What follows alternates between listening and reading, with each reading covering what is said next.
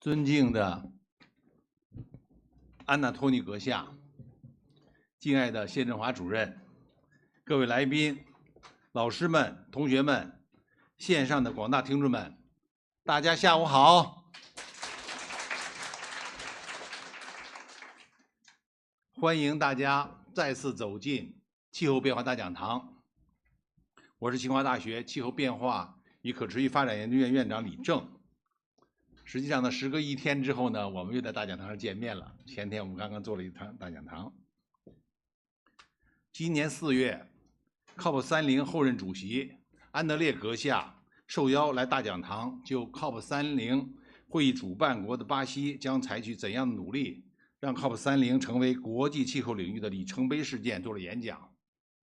今天呢，我们特别荣幸 ，Cop30的首席执行官、巴西环境与气候变化国务秘书安纳托尼女士将继续以 Cop30为主题，向大家介绍巴西作为 Cop30主席国的视角和优先事项。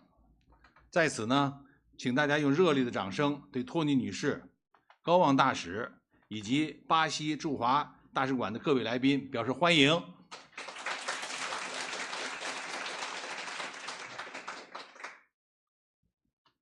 今天呢，特别隆重一提的是，在气候变化大讲堂第60期之际，气候变化大讲堂的创始人、清华大学气候变化研究院的创始院长、原中国气候变化事务特使谢振华主任亲临现场，大家鼓掌欢迎。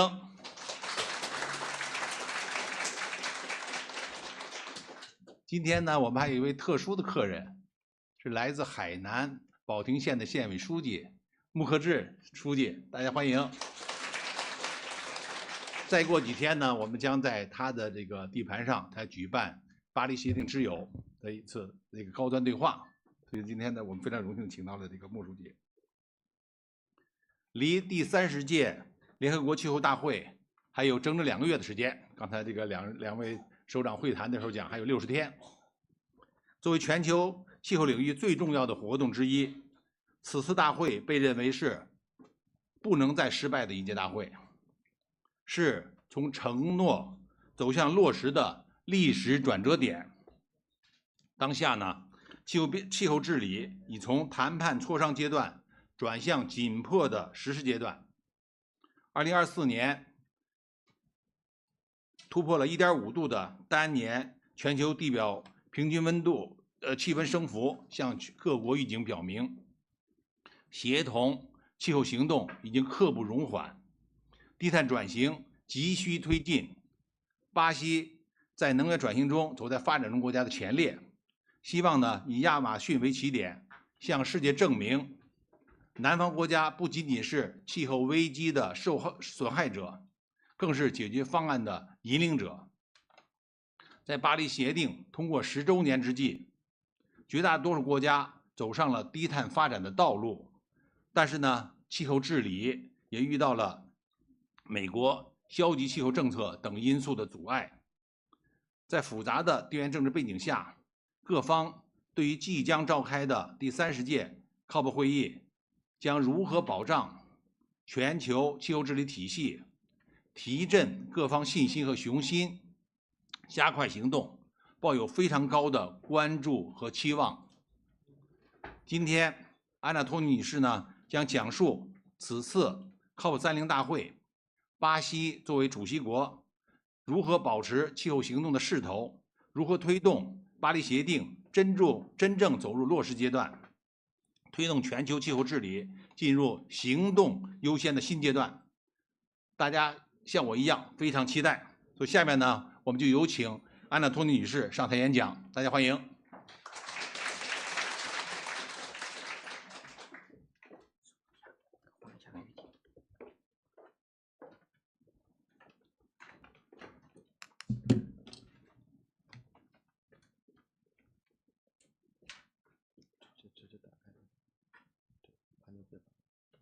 这个。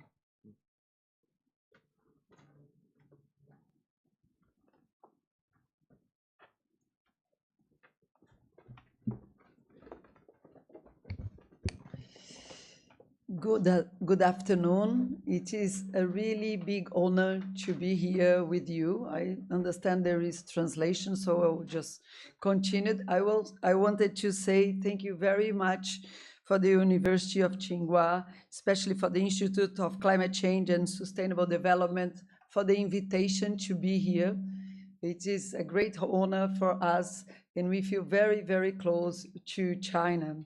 I also wanted to say a big thank you, not only for China and everything that you're doing on climate change and you're leading in so many new technologies, but especially to Mr. Xie.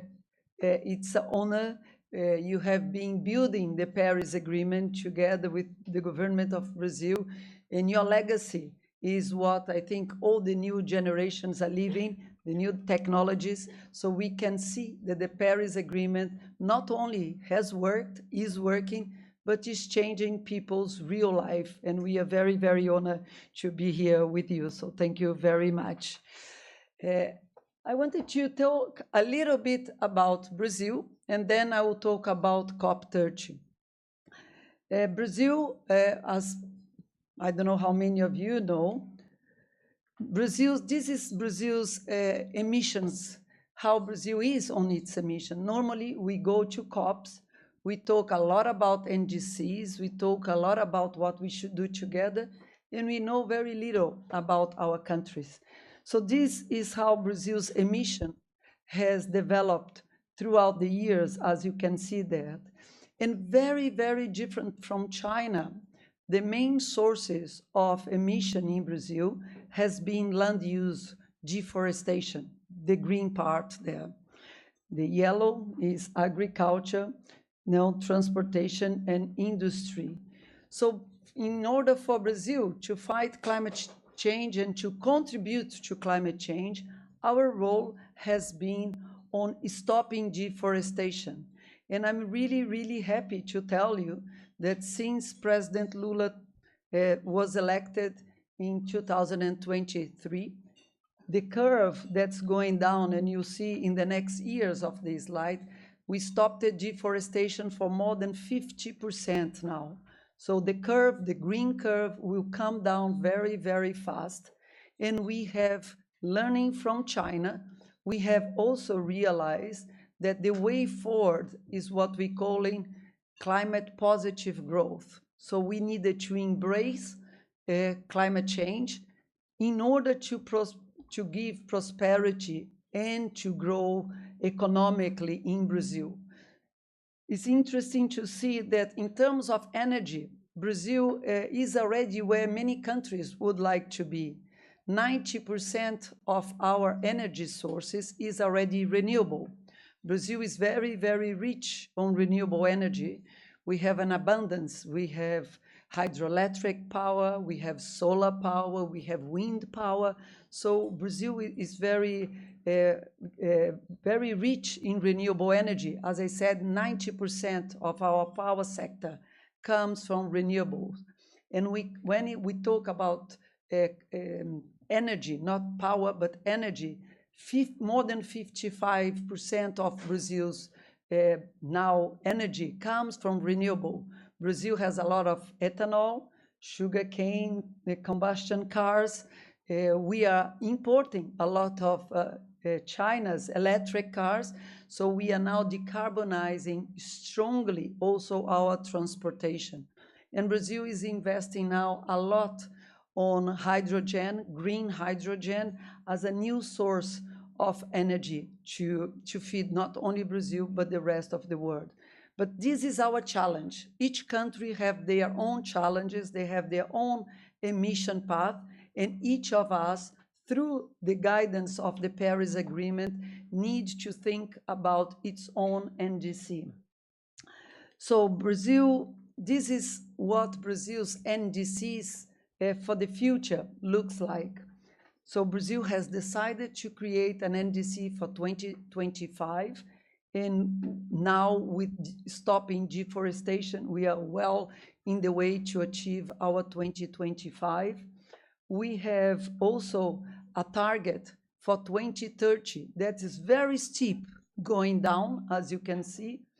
And for our 2035 NDC that we have already communicated for the UNFCCC at COP29, because we are now president of designate of COP30, and we felt that we needed to lead by example. So we have communicated very early in the process our own NDC. And as you can see, for the first time, Brazil is having an NDC that's a range, no longer just a point, but a range. So this range, why we have this range going down? First, because a lot of the uncertainties of the world, but secondly, because we wanted to achieve the lowest range, the 850 gigatons. That's where we wanted to be. But we know that we will need support and cooperation in terms of investment, in terms of trade, in terms of carbon market. So we decided to go for a range in terms of our NDC, but we already committed to become net zero in 2050 at the latest. So as you can see, in terms of our own NDC, Brazil has been a quite leading country. The climate convention was born in Rio de Janeiro at the Rio 92. I don't know if Mr. Xie was there in 92 during the climate convention, but that's when it all started. And we now have a full-fledged the development of all the instruments of the Paris Agreement. But just to finalize in terms of our NDC similar to other developing countries, we have a mitigation part and an adaptation side, as well as some of the cross-cutting programs and plans. And one big difference that we have seen is the quality of the NDCs that we're seeing going forward. You probably know by now, most NDCs, we are all very committed in all our countries to do the NDCs.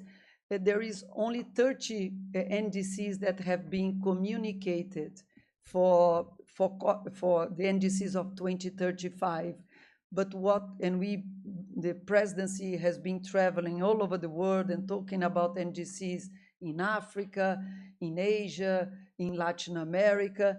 And what we have seen, similar to what you're doing here in China, that not only the NDCs are more ambitious as the Paris Agreement is telling us, but the quality of the NDCs are much better than the NDCs we have done in the past. So one of the very good news is that we may be, as was mentioned, we've seen a lot of the climate disasters that are happening, and we may be far from our Paris Agreement goal, which is now below 2 degrees up to 1.5, and we would love to have the 1.5 alive. But what we have seen that is the instruments of the Paris Agreement, as was designed by people like Mr. Xie, is working. And I think the first thing that we need to do is to celebrate the Paris Agreement and show how the Paris Agreement is working in changing the economy. So now we have the full cycle, NDCs, the Globe Stock Take. So every 5 years we have now the cycle that will unite us. That's why for COP30, the way the COP30 presidency has organized ourselves is under those 4 pillars, because COPs have become very different from the past. In the past, COPs were, since the convention, they were really just negotiation places, because the infrastructure, the legal global infrastructure was being built. We had a new convention, then we had the Montreal Protocol, and then we had the Paris Agreement. So obviously negotiators were the center of the debate about building this infrastructure, and one of the pillars that we have is obviously negotiation. We have always the political vision, I think it's the first pillar there, which is the summit where the heads of states come, but where I think COPs are becoming increasingly important is on the action agenda and on the mobilization. because it's there where implementation of the agreement is the importance.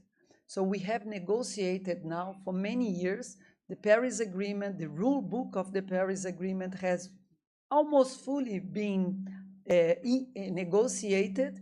Negotiations continue to be important, but they are just to refine what negotiations have been done on the past. Now our big objective at COP30 is implementation. Acceleration of implementation is what is guiding for COP30 the main objective. Oh, I'm sorry, I forgot the 3 objectives that we see there. Those are the 3 big objectives for us. As you can see, first is to reinforce multilateralism. We need to celebrate the Paris Agreement. We need to show that it is working, and we need to strengthen that. That's what is going to guide us. That's really important, especially in these geopolitical circumstances that all of us know that we are going through, and that again the US has decided to again ask to leave the Paris Agreement. This is not the first time. This is the second time that the US leaves the Paris Agreement. And I always say 198 countries minus 1 is not 0, is 197 countries. And we wanted to work with the other 197 countries that are there to strengthen multilateralism.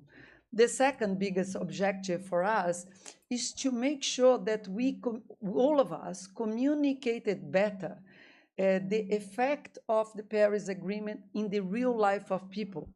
Because many times we forget. We can see, for example, here in China, there has been a revolution in terms of your energy sector, in terms of your transportation sector. You are exporting all this new technology to countries in Brazil, in Africa, in Latin America. In Brazil, the fight against deforestation.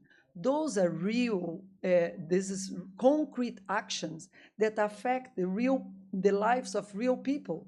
Less pollution in cities, better water management. All of these came about because of the convention and the Paris Agreement.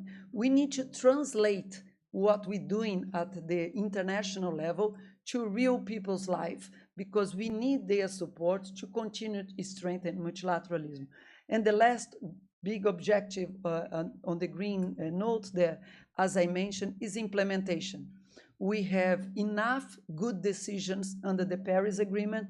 What we need now is to accelerate implementation, either through our NDCs, which is the main mechanisms for us to implement the decisions of the Paris Agreement, or through collaborations among 2 or 3 countries, new economic instruments, like Brazil is proposing on the TFFF, Forest Forever Facility, which is an international financial facility program to help all countries that have tropical forests.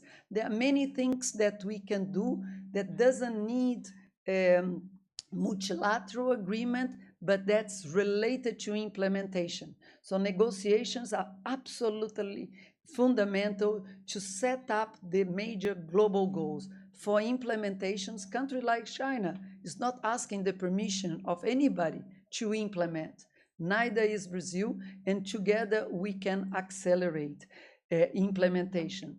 That's why for COP30, on the action agenda, we've taken it very, very serious. Since the Paris Agreement, the action agenda was set up, this what was called action agenda, which was a way to bring the private sector, subnational governments, as well as civil society, think tanks, and others, to help on the implementation. That started in 2016.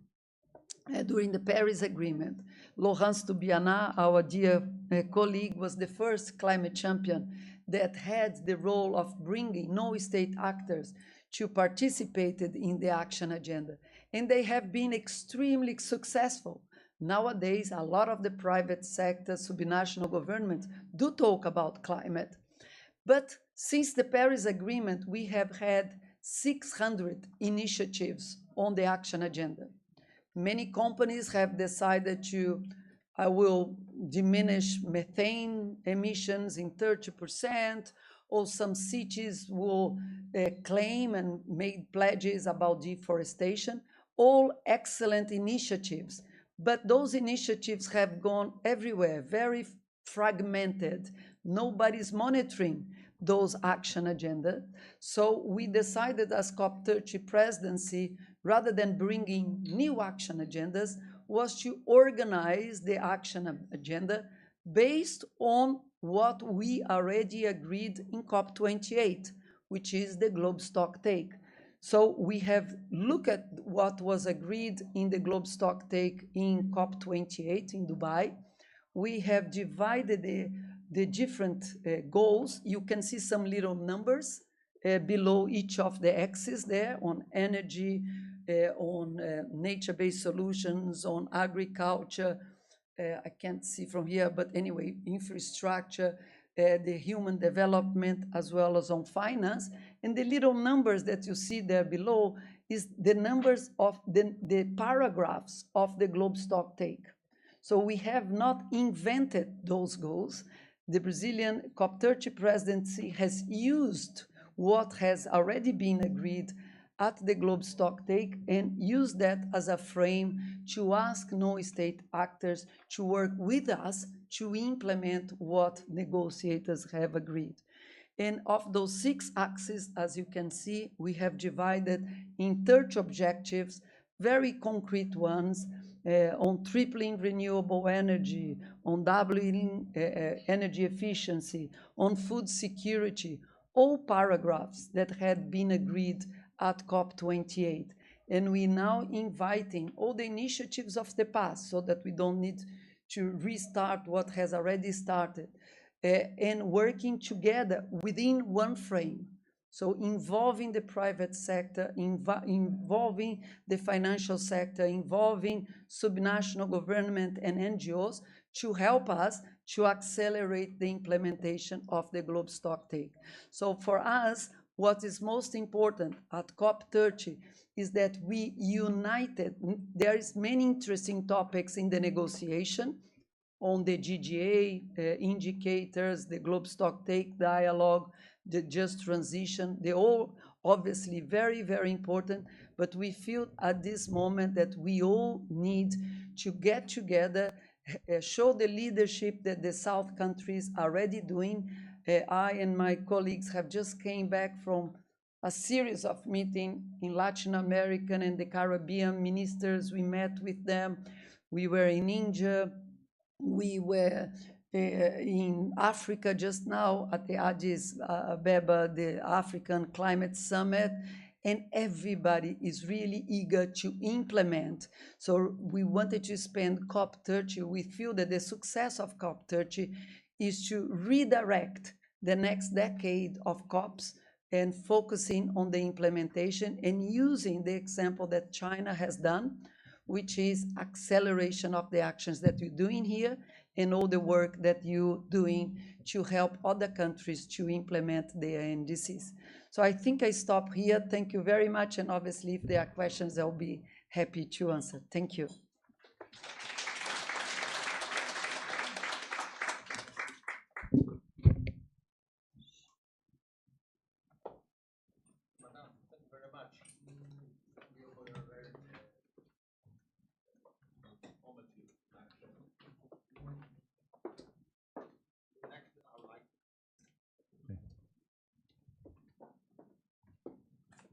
刚才来讲呢，这个安纳托尼这个主席，那么对这个 COP30， 他的题目来讲是 COP30 的这个巴西的视角和这个优先事项。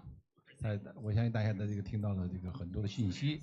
那么这个我听到的这个非常印象深刻的来讲呢，就是发出这个会议来讲呢，与以往的会议不同，不仅仅是一个这个谈判要价的过程。 那么他要把它变成一个真正的转折点，一个向行动落实的一个转折点，所以发出了行动的号召。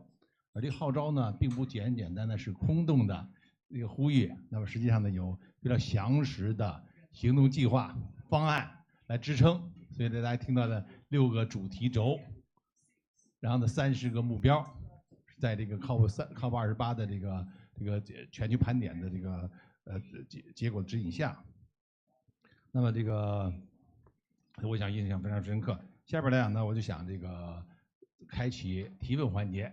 那么大家这个有问题的话呢，就请举手。然后呢，这个得到这个提问权之后呢，介绍一下你是谁，来自哪儿。好，我看这个女士先举手了 ，please。Hola, doctora Ana. I'm student from the economics and management faculty, and now I'm working in the Energy Foundation.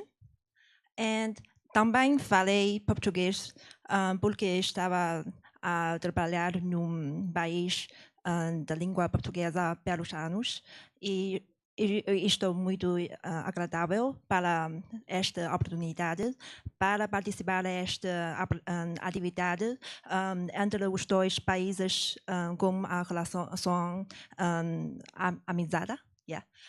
My question is, we can see that the G20 Green Finance seminar was established in South Africa this year, and the Cop30 also will establish in Brazil in November. So os países de desenvolvimento, like the developing countries, now is playing a role more important all over the world. So which kind of the aspect, what do you think from the China and Brazil, South Africa, and os países de brigas, will they work together for a more beautiful world? Thank you.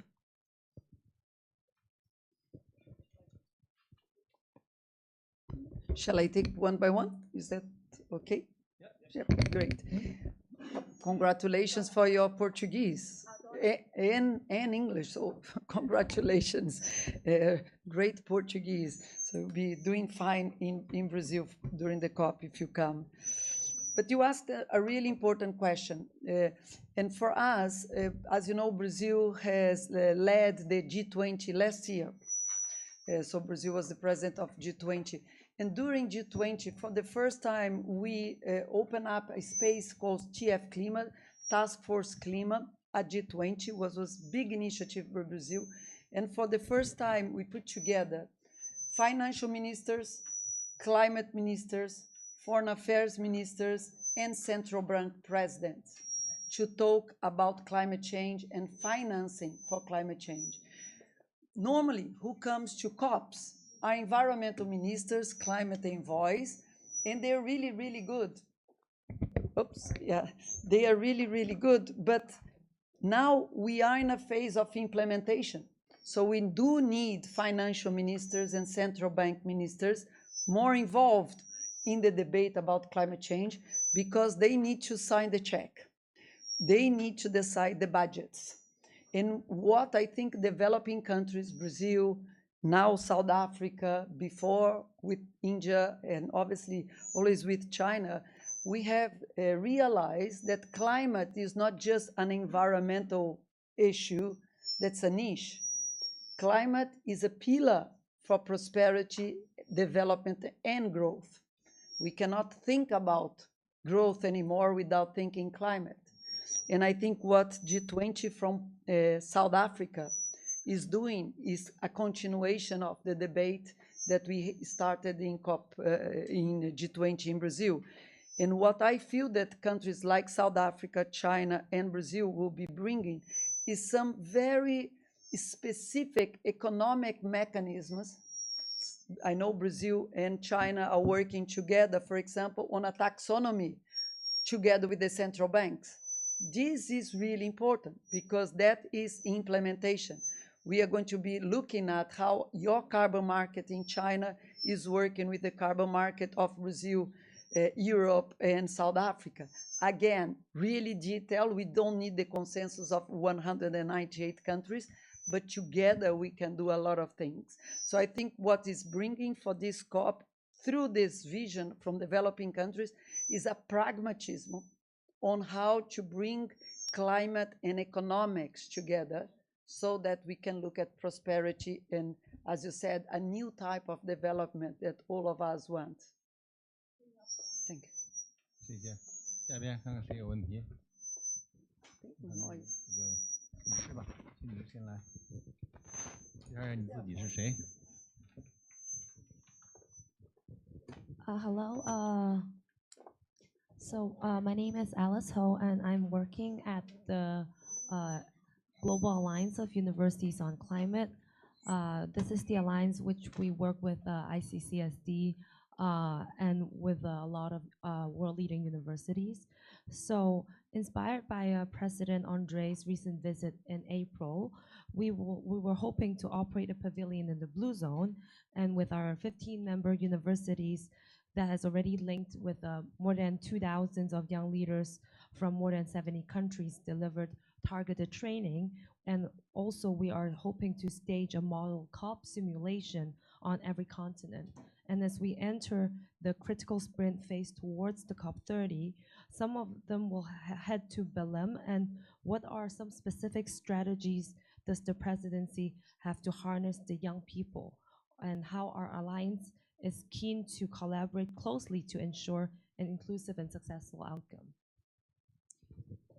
Thank you for your question. And really beautiful to see that involvement, and it shows that climate is not, we cannot think about climate only during 2 weeks in COP. There are meetings like these that we feel is part of COP, all the work that you're saying it's happening. And I'm really, really proud also to know CCICD and to have been a member of CCICD, and I really commend the work that CCICD has been doing for the last 30 years, or a little bit even more. Has been really incredible to see. But for COP, you could see on the 30 objectives, one of them is education. And I'm not sure in China, but I feel in most of the world, when we look at specific actions that need to happen in the educational system in terms of research, development of young people, that has been an area that not many countries have plans. That's why we put it in our own NGC to create a plan, and I must confess we're very late on doing that. Hopefully China is already in front of us, but that's an area that we feel strongly that COP30 needs to bring in terms of the issue, how young, not only young people, but the educational institutions need to be part of this big transformation of the new economy to the future. We do have a climate champion, a youth climate champion.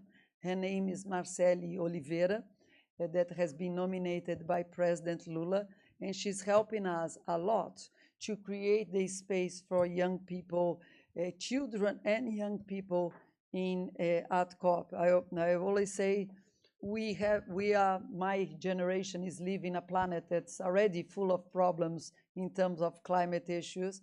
We cannot disappoint the young people twice by not giving young people the right education to help us to go to this transformation. So hopefully you can help us on shaping the action agenda on the educational side, because as I said, very few players doing that, and we need much more support for that.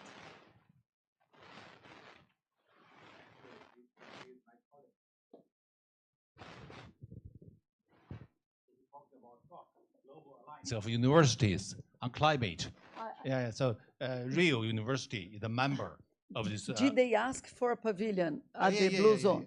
Have they received the answer already? No, not yet.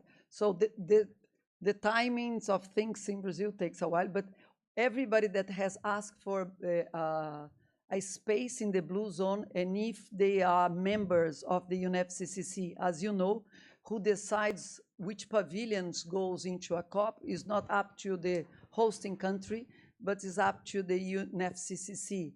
You need to be an observer, so I don't know if they are observer, if they have asked, the chance that they get the pavilion is almost 100%, and they should be answering this week. They are a little bit late, the UNFCCC.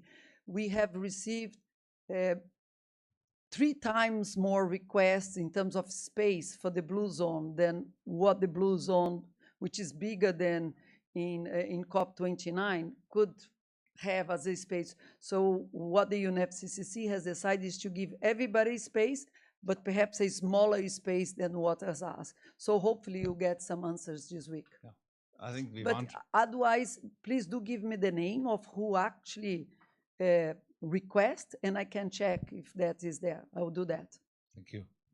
我刚才见到这个是我们青年的，这个也是我的同事，但是他青年的代表。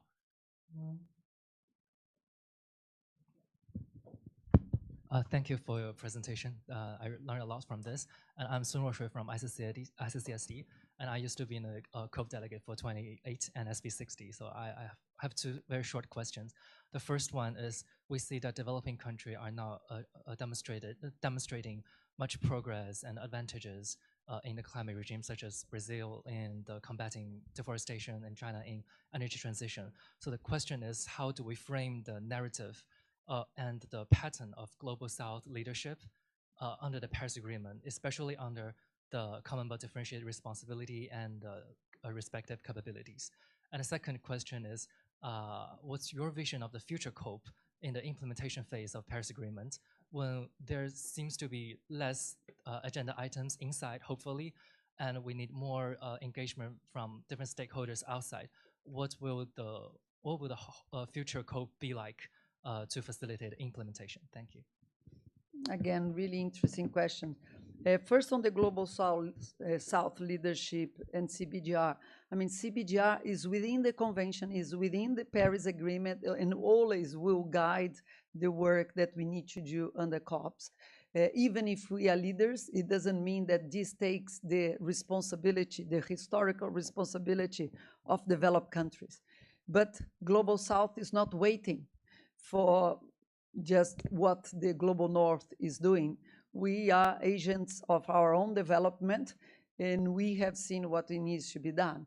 So CBDR will always be strong, but we also agents of our own development, and that leadership is a fact already, not anything that's in dispute. But I really like your question about the future of COPs, and I'm sure Mr. Xie will be able also to comment if he so wish. We have created a circle.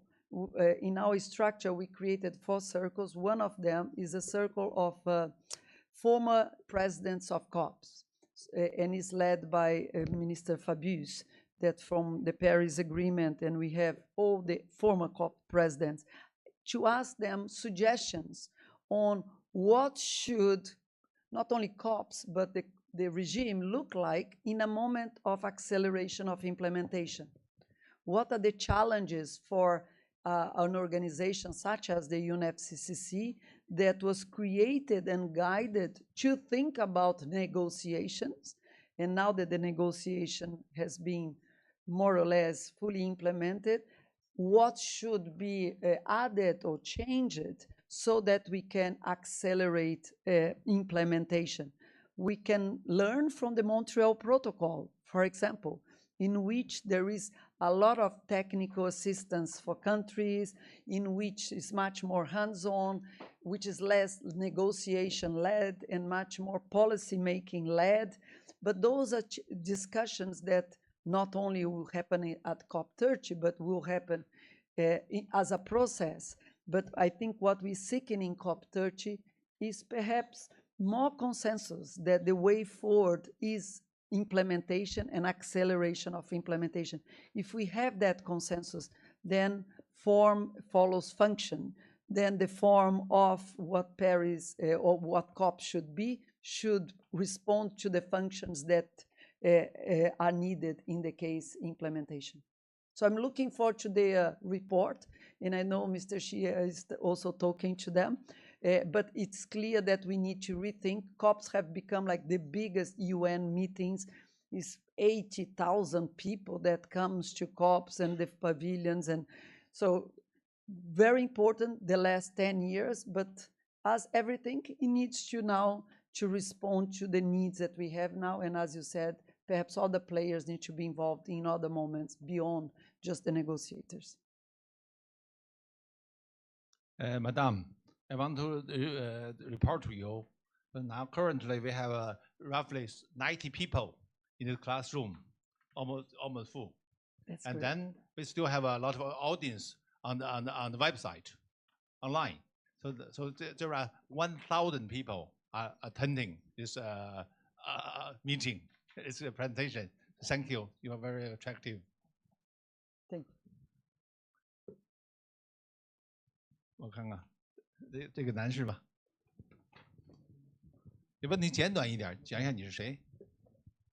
Madam, I'm Daniel Hou Yuanqing from China Green Carbon Foundation, Deputy Secretary General. We are as observer of FCCC more than 10 years, and doing our organization mainly focus on the climate change mitigation and adaptation, especially on forest and the ecosystem and NBS. And also we focus on the biodiversity and the green development. I saw the priority, the 6 thematic about the transportation and transition of energy and NBS and cities, agriculture, and other too, and also the capacity buildings. I'm thinking about right now, what's the perspective of Brazil government about the forestry?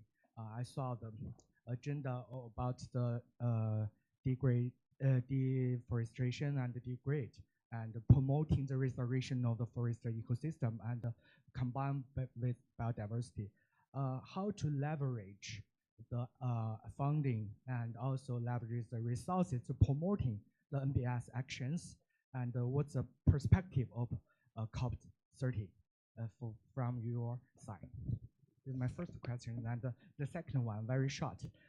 Actually, we are going to participate the COP20 and organize site event in the UN site event and also China Pavilion. But we are thinking about where to got a room. So what's your suggestions? What we can gather the solution? Thank you. Yes, logistic. Accommodation, yeah? Yeah, sure.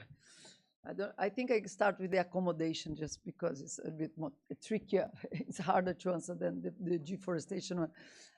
I mean, President Lula decided to have a COP in the Amazon exactly for the questions that you just put, because of the importance of forest conservation.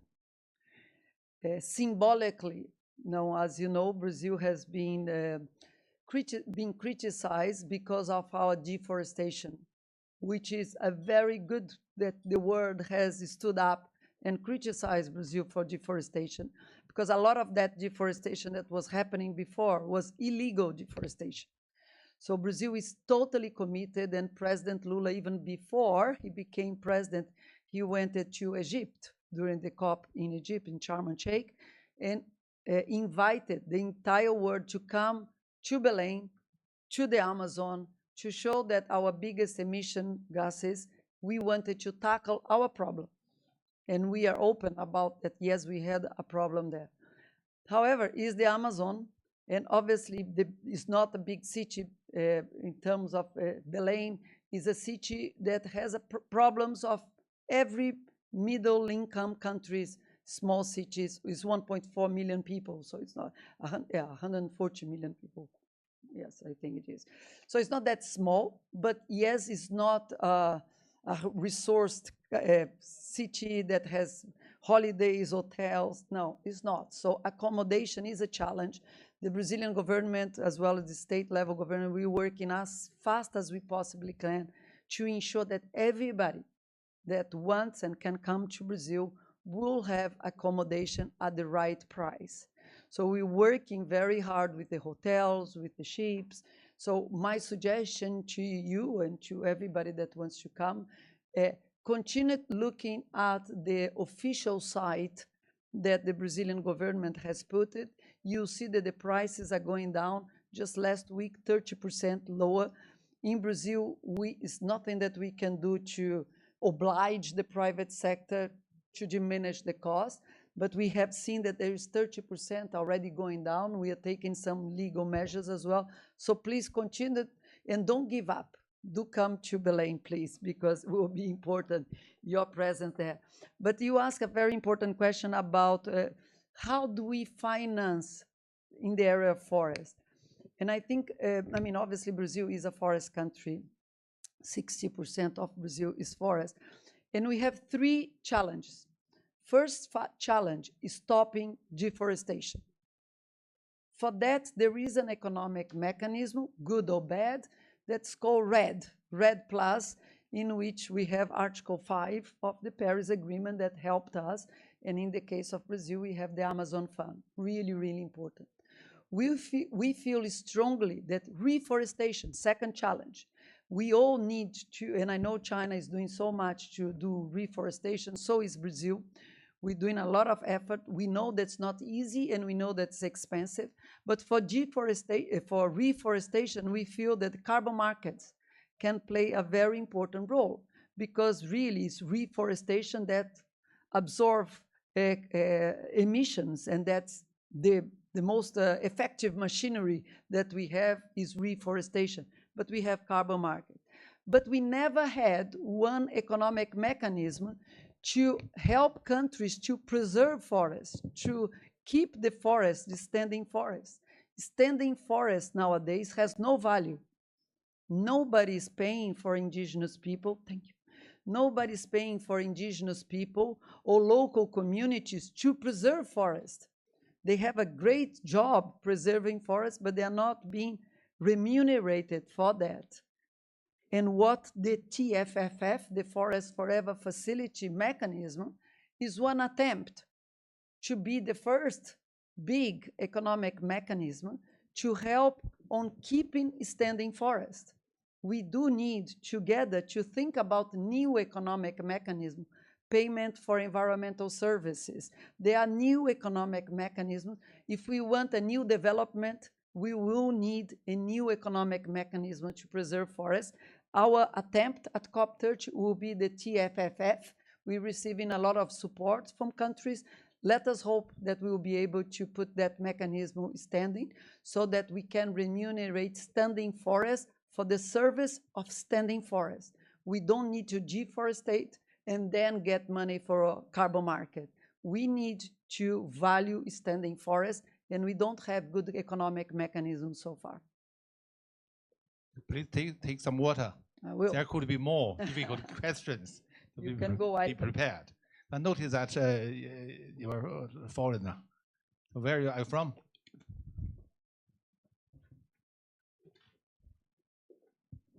Thank you. Does it work? Yeah. Yeah. Hello? Yeah, perfect. My name is Cedric Korte. I'm a second-year PhD student in fusion energy here in Ching. No? I can't hear you. I just try to speak louder then. My name is Cedric Korte, and I'm a second-year PhD student in fusion energy here in Tsinghua. And I have maybe a little bit idealistic but challenging question for you, because from my perspective, I'm from Germany, so it's as you said, I think great talk. Like it's for every country a different perspective. But what I'm kind of curious about Brazil is how's the perspective after 2050, right? Like Brazil, if I look as a scientist to like the potential which is there, you know, solar irradiation. I recently went to Rio de Janeiro last month and could see it. We are collaborating with some people in the Sertão region. This is a lot of poor people, but also one of the highest solar irradiations in the world. So there's a lot of potential. There's a lot of potential for wind energy. And I was just asking myself, where do you see or position Brazil after 2050? Do you think there's like a potential to actually become a net receiver, you know, to actually, with the Amazon forest being one of the lungs of the world, to actually really take carbon emissions and yeah, take this kind of key role in the world? So yeah. No, absolutely. I mean, absolutely. I see Brazil is a provider of climate solution in every aspect of the Brazilian economy. As you said, on energy, we are already leading. probably Germany would love to be like Brazil with 90% of renewables on its power sector or 55% on energy sector. So there is a lot. I mean, Brazil can be this provider of climate solution on agriculture. Well, low carbon agriculture is already there. On forests, as we just talked, our goal is to become net zero at the latest in 2050, and there is no doubt Brazil will be a carbon negative country very, very soon as possible. But for that, we need also, because like China, Brazil is growing, it's our economy. So we needed to combine differently from Germany that you already developed. We need to combine growth, prosperity, and fighting climate change at the same time. So that's the challenge, I think, for most of our countries. And we are totally committed to that. And that's what we hoping. And one thing that's really important is that what Brazil is trying to do is not exporting our emissions to other countries. We are not importing other emissions or exporting our emission. We all have responsibilities. And as you said, each country will know the right path for themselves. But as Brazil goes, we are totally committed. There is a debate nationally, fortunately. I think it shows the strength of our civil society and the good debate that we have in Brazil. But that's it. We are committed to get to net zero latest 2050. And Thank you. 所以我今天这个蔡文佳老师来到现场，他是这个我们著名的地学科学家。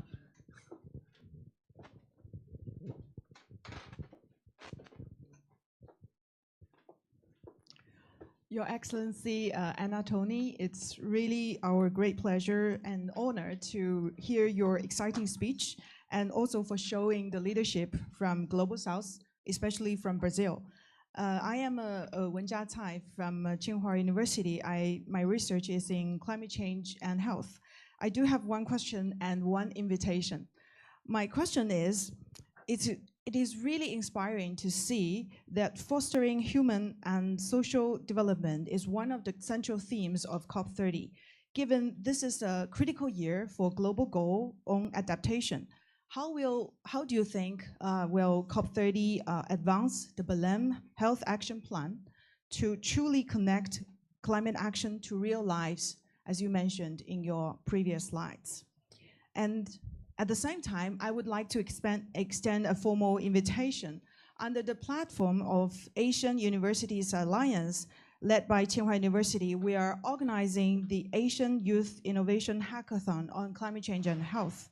We have received 40 proposals from 14 leading universities across Asia, covering new materials, technologies, and even AI-based technologies to safeguard human health under the climate change crisis.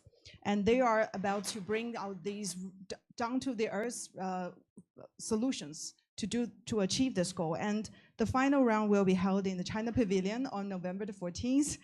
And it will be our great honor to invite a delegate from the COP30 presidency to attend the event, to witness these young people's innovations and also to offer encouragement to these young talents. And I really look forward to your reply on this. Thank you very much. thank you. And I will be happy. The 14th, the Health Day. We're going to have the Health Day in COP30. This is the 14th, so really good timing. Our Minister of Health is going to bring many ministers of health from all over the world, because when we say implementation, our biggest objective, and there are two topics that for us, we feel that perhaps COP30 can make a huge difference in terms of how we debate climate. One of them is nature-based solutions, forest, that has always taken a smaller role. Obviously, it's only 10% of emissions come from land use, but we cannot just think about energy, we also need to think about preservation of nature. So having a COP in the Amazon, that will hopefully the topic of nature be big. But the second biggest issue, and is a priority for President Lula, is adaptation. We know that adaptation has taken a second step, a lower topic than mitigation. One of the reasons One of the reasons may be because mitigation. If I polluted in Brazil or in China or the US or Europe, everybody suffers. Now, mitigation is obviously a cross-boundary. I always joke, we don't have passports for carbon molecules. They don't have nationality. The climate molecules, they will affect all of us. But when it comes to implementation, countries needed to do it by themselves. And I think developing countries have played a very important role to also say to the world that adaptation needs to be also dealt as a global issue. We need to help each other on adaptation. And we are really hoping that adaptation, that's why the human development axis is so important, but in a concrete manner. In the case of our climate plans, our NDC, we in Brazil now have 16 adaptation plans per sector. So we involved every ministry, health, agriculture, women, all the different ministers to develop the adaptation plan. And we are hoping that we can come out of COP30 with first, the indicators of the GGA, the Sharm el-Sheikh dialogue being agreed on a strong plan. Those are the two big negotiation topics on adaptation. We are hoping to come to the adaptation fund that has been so badly treated. Developed countries put almost no money into the adaptation fund. The least developed countries that use adaptation also have no money. So we are hoping that we can bring a package with action agenda and negotiation about adaptation that will be strong enough, and we'll put health is the first topic that, as you could see there is one action agenda just on health. That's way further, but we need to help countries to implement. For Africa, this is like the key issue, and for Latin America. And I think that's why developing countries are taking the agency of bringing climate to development plans, is because we are very vulnerable to climate change. Brazil is extremely vulnerable. Our whole agriculture depends on how we're going to deal with climate change. Africa is very vulnerable. So adaptation is a must and doesn't compete with mitigation. We need to do both mitigation, because this is tackling the source of the problem, but adaptation, unfortunately, climate change is already a reality and we will need to adapt. Madam, 我想利用我主持人特权来讲呢，maybe I can speak in English. So I want to take advantage of my facilitator to ask questions. So every people ask single questions, but I try to represent the biggest question. So as we remember, for each COP, we also wish a good success of COP30. And when we review the previous COPs, every COP has a very distinguished, memorable result. For you mentioned Sharm el-Sheikh, so they have set up the loss and damage fund. For Dubai, there are global stock take, and for Baku, there are the agreement on finance. So then for COP30, I think we hope, I believe that will be a successful one. But from your perspective, what will be the most distinguished result that can be memorized and be admired? It's funny because almost every journalist asks me this question. And one of the reasons that everybody's looking for, so what will COP30, but remember, as I said, since Paris, we were building the rule book. So there was mandated topics that was like the sexiest topics for that year. NCQG, finance, that was mandated that we debated. Carbon markets, we needed to debate. Globe stock take, as you said, loss and damage. All of these has been agreed that COP will have as the big topic, as that those COP30 will be the first one that the mandated negotiated topics are not as big. There isn't any negotiated topic like indicators of the GGA. It's not the most exciting topic for us to know. But there are two topics that everybody's waiting from Brazil. One is the Cincy report on NDCs. Every country will be putting their NDCs, and I think the world is waiting to see how far the NDCs are from the goal of the Paris Agreement. And somehow, COP30 will need to respond to the Cincy report. And the second one I will put is the report on 1.3 trillion that the president of COP29 and president of COP30 needs to deliver. That was a huge demand from developing countries on how to mobilize 1.3 trillion for developing countries. And so the response of the COP to the report is probably what the headline of the next day of the COP will be, because that report will tell us if we are mainstreaming climate in economics, on finance, or not. So I think those two topics is where I feel that COP30 will need to deliver. Are we mainstreaming climate on finance and economics? The 1.3 trillion report will tell us, and how, or suggest how we should. And the other one will be the NDC Cincy report. And none of them is to be negotiated. And that's what is challenging for COP30. But what would you desire for COP30 in terms of headline? At least a global goal of adaptation. Yeah, That but could the be some- global goal for adaptation has already been agreed. We are only debating framework there. the indicators of the global goal, the 100 indicators. But I can't imagine the reporters from many of our newspapers to say, COP30 agreed on 100 indicators. It's hard to explain that as a big news, but if they put that as a headline, we'll be happy, very happy, because we also very much want the 100 indicators for adaptation. But I agree. That's all the necessities that to be tackled with. Yeah. But as you mentioned at the very beginning, this will be a conference of action. That's So it. what strong measures or momentum? Yeah, Through what we can set up the momentum. I think that's could be expected.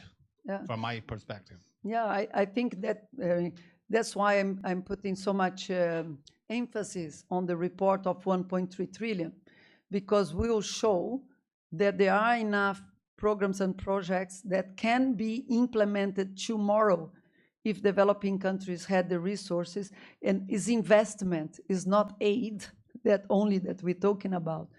I think what developing countries are really seeking is investment at the right interest rate, on the cost of investment being right. As you know, many countries in Africa are very much in debt. We have countries that are now thinking about new solidarity taxes. So what we think that we could present is helping internationally. How can we mobilize investment to developing countries so that they can implement their NDCs? So that is, for me, implementation now as the big direction. Yeah. You know, I don't want to offend. I just, as a professor, Sure. think I ask a question. So you emphasize several times that the leadership of southern countries. I think that's a good hope. But at the same time, this gentleman asked the CBTR. So could it be possible to show that leadership, to push that leadership, that we asked more from the southern countries and give some space to not to feel their responsibility? I mean, for northern countries. I would love it, but knowing the politics that we have at the moment. Yes, knowing that the biggest emitter historically, the US, and one of the very rich countries has asked to leave the agreement, reading what's happening in Europe, I think we can continue putting pressure on their responsibility, but I'm not sure if only that will be enough to implement what we wanted to implement. So what I think we will be able to show at COP30 is the agency that developing countries have taken in their own development process, and what developed countries need to do is now support what developing countries are saying they want and need, rather than creating new targets, new difficulties in terms of trade, for example, that is stopping development on taking the development path that we feel is right. Thank you. I think that's a good strategy. Good. 所以我问了几个问题，我看那个这么多同学，那个女生，介绍一下你是谁？ Hi, Anna. This is Serena from World Animal Protection, and I'm also happily married to a Tsinghua alumni. Enough about me. Well, I have a question, which is, as you previously talked about, that there will be a group of previous COP presidencies. I believe there's similar mechanism in G20, which is called TRIOCA, which means the previous year, this year, and next year's presidency will be connected in a group to actually facilitate a lot of difficult questions to get progress. So I'm wondering, currently, I believe President Xi Jinping also is invited by President Lula to virtually participate BRICS. So do you see any synergy mechanisms between COP and perhaps probably BRICS and also G20 in the future to further leverage what we have achieved in this COP? Thank you. I feel that not only for the future, I think this is already happening. I haven't followed, and perhaps my colleagues from the embassy can help here, but at the last BRICS meeting that we had, there is a working group on climate already in the BRICS.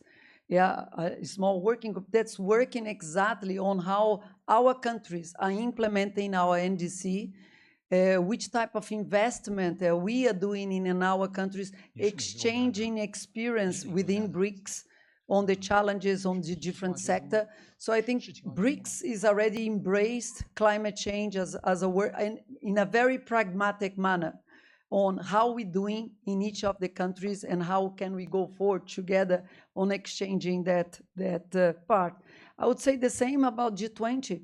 In G20, as I said, G20 in Brazil had something called Task Force Climate with 4 ministers type to exactly look at the implementation. So I feel all those groupings have already embraced. And you talked about Troika. Under the UNFCCC, we don't have a formal Troika process for continuation. We had Troika agreed at COP28, on COP28, COP29, and COP30, so Brazil, Azerbaijan, and the Emirates, to work together. In the last 3 years, we have been working together, but the Troika as an institution has not yet been agreed. There are some countries that want to institutionalize Troika under the UNFCCC, but that's not yet agreed at COP, and we know that some countries may wanted to bring that topic at COP30. I want to give more chances to students. So this, he's asking his student from in Tsinghua, but from Spain. Yeah, thank you so much. My name is Diego Rodriguez. I come from Spain. I currently study at Tsinghua College, studying environmental engineering and economics. And thank you so much, Anna Tony, for being with us today and for your talks. It's been like really a wonderful experience. And I have a question, a quick one, about NDCs.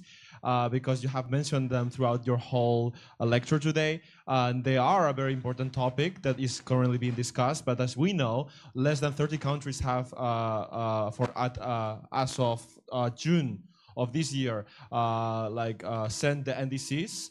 And the deadline is in February of this year. So countries are late.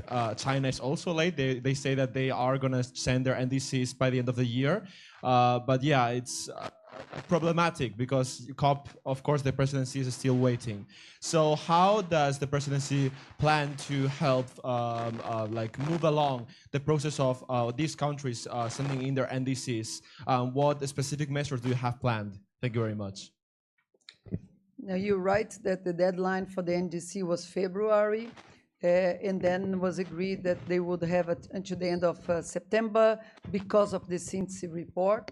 And as presidency, we are traveling all over the world, and we are really encouraged to hear from every country that we have gone to that everybody's working on the NDC, everyone. And I think one of the issues that we realized, and you're right, only 30 countries have communicated their NDC, and we are hoping by COP30 that we will have more than 100. Really encouraged about the summit that China and EU had recently. You had a declaration about the commitment from China and the EU to have their NDCs communicated before for COP30. The same with Latin American and Caribbean countries. They made a declaration that they will put their NDCs forward. So first, we are very encouraged that we will have enough good NDCs by our COP. Secondly, and I think it's a really, really, really important point, it's not only numbers of NDCs that count, it's the quality of the NDCs. And I have no doubt, and I can say because I was responsible for the Brazilian NDC, the quality of our now NDC is 1 billion times better than our last NDC. We have sectorial plans, we have investment plans for each of the sectors, we have involved every ministry, and the same that has passed in Brazil, we've seen in every other country. So hopefully we will have not only 100 or plus NDCs, but NDCs that are implementable, investable, because we know there is a gap on targets of NDCs, but the gap of implementation is even larger.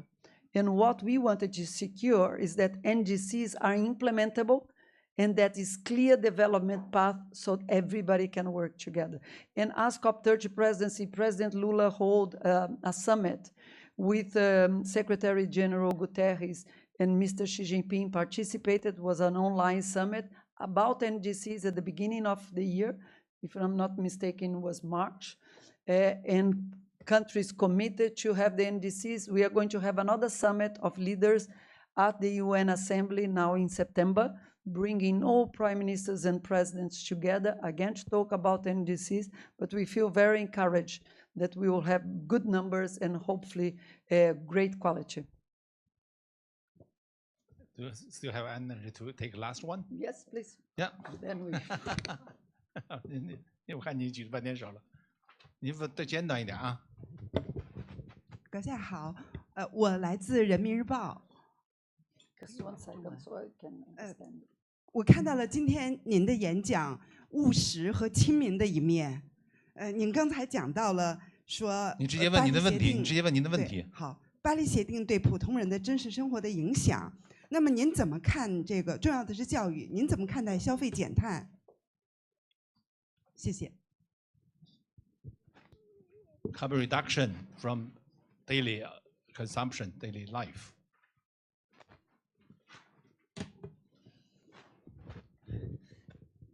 I think that is the question, because I feel very much that we are all very much talking about new ways of producing.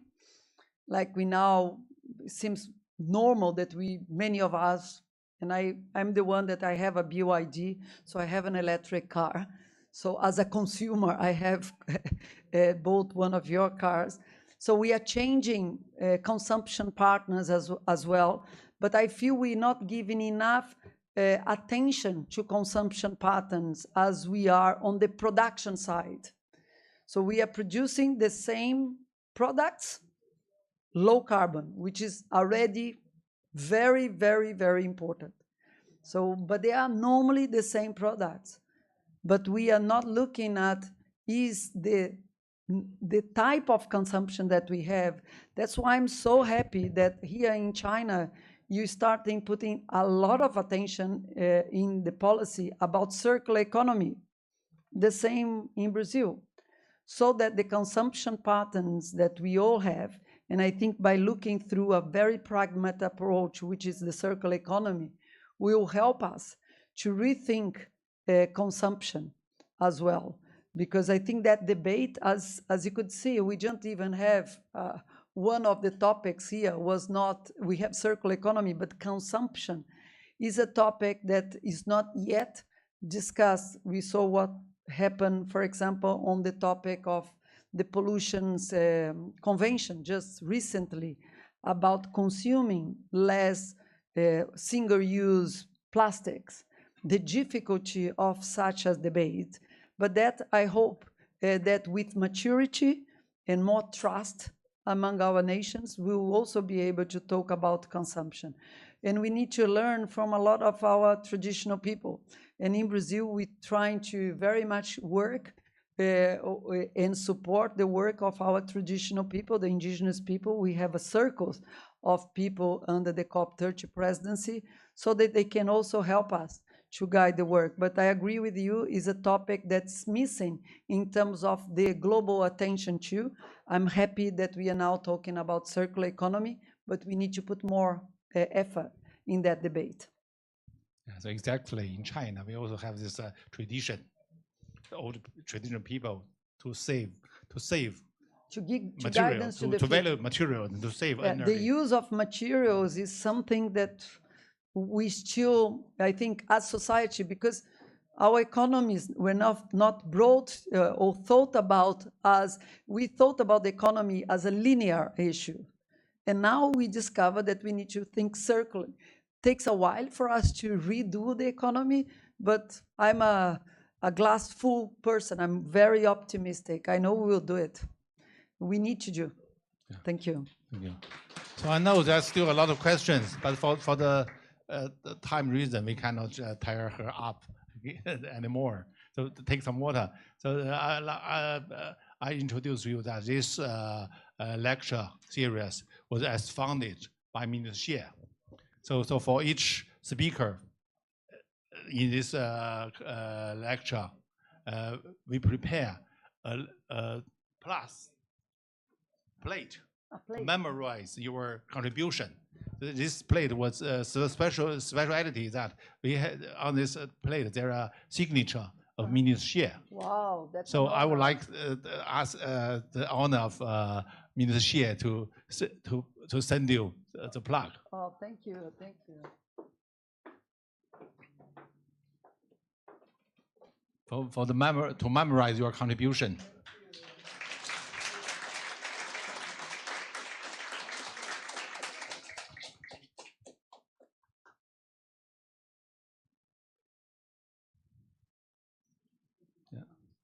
Please, Mr. Ambassador, go on. Maybe we can come up to have a picture together. 大家稍微坐一会儿，我们照一张相声，然后咱们一起来个大合影来纪念，好吧？